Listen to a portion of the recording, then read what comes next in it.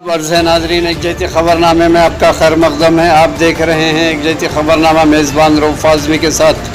अगर आप हमारे चैनल को सब्सक्राइब ना करें हो तो फ़ौरी सब्सक्राइब कर लें। ताज़ा तरीन ख़बरों के लिए, ताज़ा तरीन तबसरों के लिए देखते रहें एक जैती ख़बरनामा मेज़बान रऊफ़ आज़मी के साथ। इंडिया दुनिया का सबसे बड़ा जमहूरी मुल्क है। आबादी के लिहाज से दूसरा बड़ा मुल्क। 130 करोड़ आबादी वाले मुल्क में 60% आबादी सतह ग़ुरबत से निचली ज़िंदगी गुजारती है, लेकिन यहाँ के क़ायदीन बहुत ही बेहतरीन आलीशान VVIP की सहूलतों के साथ ज़िंदगी गुजारते हैं। इनके महाफ़िज़ चारों तरफ फैले हुए रहते हैं, लेकिन गरीब आवाम का कोई महाफ़िज़ नहीं।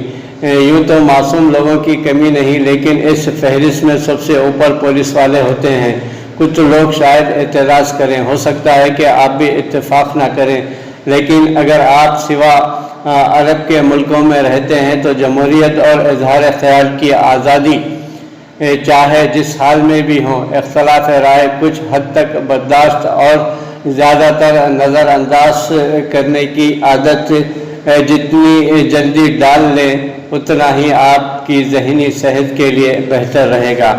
अब पुलिस वालों की मासूमियत के बारे में आपको क्या बताएं। दिल इतने नरम के जैसे मोम, ज़रा सी आँच लगी और फिर आप जैसे चाहें ढाल लें।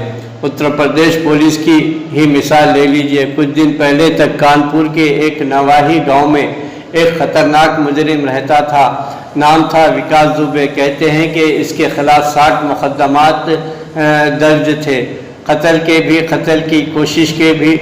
महरम चाहे मुजरिम चाहे कितना भी ख़तरनाक हो, आखिर इंसान ही होता है और इंसान से चूक भी हो जाती है। इसलिए कत्ल की तमाम कोशिशें कामयाब नहीं हुई। इसके अलावा अगर मंशियात का धंधा नहीं किया, 2-4 लोगों को अगवा नहीं किया और उनसे फिरौती वसूल नहीं की तो जराइम की दुनिया में कदम रखने का फ़ायदा ही क्या। और थोड़ा नाम हो जाने के बाद भी छोटी मोटी सियासत नहीं की तो यह अपना टैलेंट बर्बाद करने वाली बात हुई। बस यूँ समझ लीजिए कि विकास दुबे नाम का ये शख्स मुकम्मल पैकेज था। अब नहीं है, लेकिन ये विकास दुबे के जुल्म की नहीं, पुलिस की मासूमियत और रहमदिली की कहानी है। चंद रोज़ कबल पुलिस की एक टीम ने दुबे को पकड़ने के लिए इसके गांव पर हमला की। मुकामी थाने में कुछ पुलिस वालों को लगा कि इतने लोग अचानक दुबे के घर पहुंच जाएंगे तो घर वालों को परेशानी होगी, इसलिए इन्होंने दुबे को भी इत्तला कर दी। यूँ पेशगी इत्तला के बग़ैर 15-20 लोग आपके घर पहुंच जाएं तो खातिर का इंतज़ाम करने में परेशानी तो होती ही है। पुलिस वालों ने शायद सोचा होगा कि दुबे 2-4 दिन के लिए इधर उधर हो जाएगा और बात आई गई हो जाएगी, लेकिन दुबे गांव में ही टिका रहा और पुलिस की टीम पर घात लगाकर हमला कर दिया, जिसमें 8 पुलिस वाले हलाक हो गए। हमले के बाद दुबे और इसके साथी फरार होने में कामयाब हो गए। कई पुलिस वालों को मुअत्तल कर दिया गया और कई को इस इल्ज़ाम में गिरफ्तार कर लिया गया कि इन्होंने दुबे को रेड के बारे में मुतल्ला किया था। भलाई का ज़माना ख़त्म हो चुका है। हमले के अगले ही दिन ज़िले इंतज़ामिया ने गांव में दुबे का महल नुमा घर मुस्मार कर दिया और जब घर मलबे के ढेर में तब्दील हो गया तो फॉरेंसिक माहिरीन की टीम सबूत ढूंढने के लिए वहां पहुंच गई। अब उन्हें कौन समझाए कि सबूत तलाश करने थे तो घर तोड़ने की क्या जल्दीबाजी थी। दुबे के भागने के बाद घर से क्या ख़तरा था, और तोड़ भी दिया था तो बस बात वहीं ख़त्म कर देते। वहाँ से ऐसा कौन सा सबूत मिल जाता कि अदालत दुबे को फ़ौरन जेल वापस भेज देती। कहते हैं कि दुबे ने सन 2001 में पुलिस थाने के अंदर एक रियासती वज़ीर को गोली मारकर हलाक कर दिया था, लेकिन तमाम गवाह पलट गए और उसे बाइज़्ज़त बरी कर दिया गया। पुलिस वालों ने शायद सोचा कि भाई जो हो गया सो हो गया, अब बात बढ़ाने से क्या फ़ायदा, आगे से ध्यान रखना। यूं तो सरेआम लोगों को मारना अच्छी बात नहीं है। पुलिस पर हमले के बाद दुबे कई रियासतों से गुजरता हुआ मध्य प्रदेश के शहर उज्जैन पहुंच गया, जहां पुरस्कार हालत में उसे एक मंदिर से गिरफ्तार किया गया। बहुत से लोगों का ख्याल है कि ये स्टेज मैनेज सरेंडर था, मंसूबा बंद था ताकि पुलिस उसे ठिकाने ना लगा दे, क्योंकि इससे पहले सिर्फ 3-4 दिनों में इसके 5 साथी पुलिस के साथ मुकाबलों में हलाक हो चुके थे। इनमें से एक को पुलिस गिरफ्तार करके ले जा रही थी कि गाड़ी में पंक्चर हो गया। जब पुलिस वाले टायर बदल रहे थे तो पुलिस के मुताबिक इस शख्स ने एक पुलिस एहलकार की रिवाल्वर छीनकर पुलिस पर फायरिंग की और पुलिस की जवाबी कार्रवाई में मारा गया। ये मुजरिम भी पुलिस को बहुत बेवकूफ़ समझते हैं।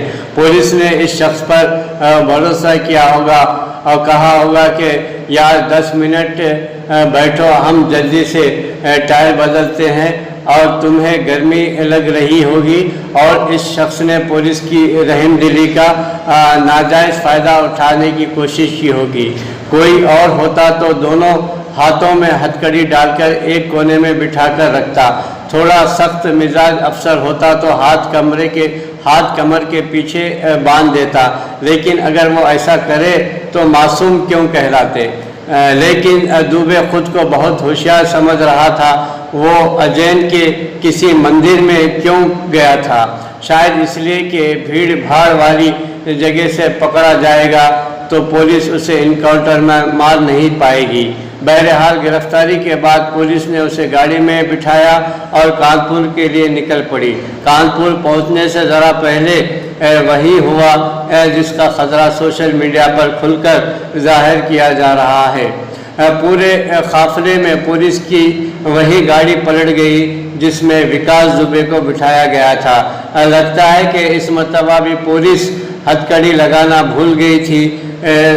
दुबे पलटी हुई गाड़ी में से निकला, एक पुलिस वाले की रिवाल्वर छीन ली और पुलिस वालों पर फायरिंग करते हुए भागने की कोशिश की, लेकिन भागेगा कहाँ तक। पुलिस ने उसे घेर लिया, सरेंडर करने के लिए कहा और जब वो नहीं माना तो उसे गोली मारकर हलाक कर दिया।